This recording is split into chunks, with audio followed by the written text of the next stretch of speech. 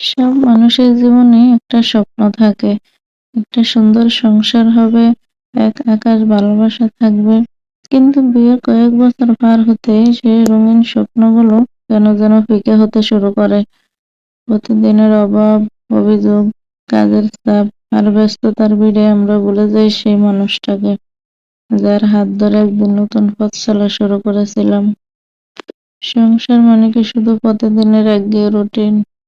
সকালে উঠে রান্না করা, কাজে যাওয়া আর রাতে ফিরে ক্লান্ত হয়ে ঘুমিয়ে পড়া? না, সংসার মানে হলো দুজনে মিলে একটা জীবন সাজানো। অথচ আমরা সবচেয়ে বেশি অবহেলা করি আমাদের সে মানুষটাকেই, যে আমাদের সবচেয়ে বেশি আপন।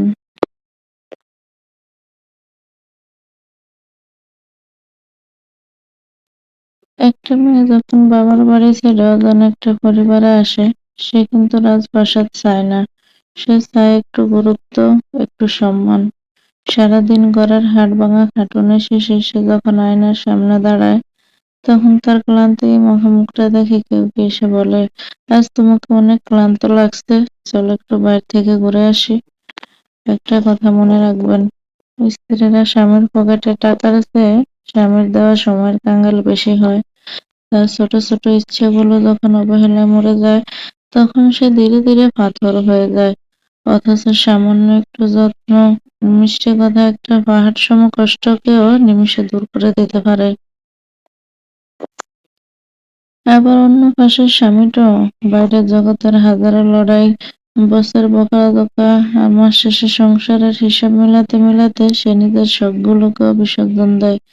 সে হয়তো সব কথা বুঝতে বলতে পারে না, তাই তার নীরবতাকে আমরা ভাবি অবহেলা।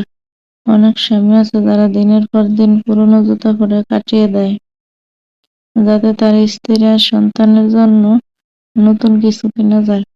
কিন্তু দিন শেষে সে যখন ঘরে ফিরে, তখন যদি তাকে শুধু অভিযোগের পাহাড় শুনতে হয়, তবে সে মানুষটার মানসিক অবস্থাটা কেমন হয়, তাকে আমরা কখনো ভেবে দেখেছি?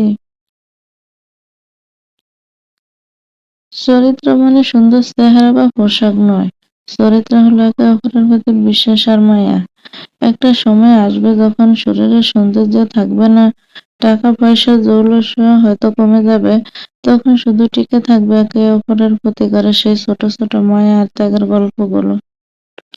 আফসোস করার আগে সময় থাকতে প্রিয় মানুষটার কদর করতে শিখুন। যদি আজ আপনার পাশের মানুষটা হুট করে না ফেরার দেশে চলে যায়,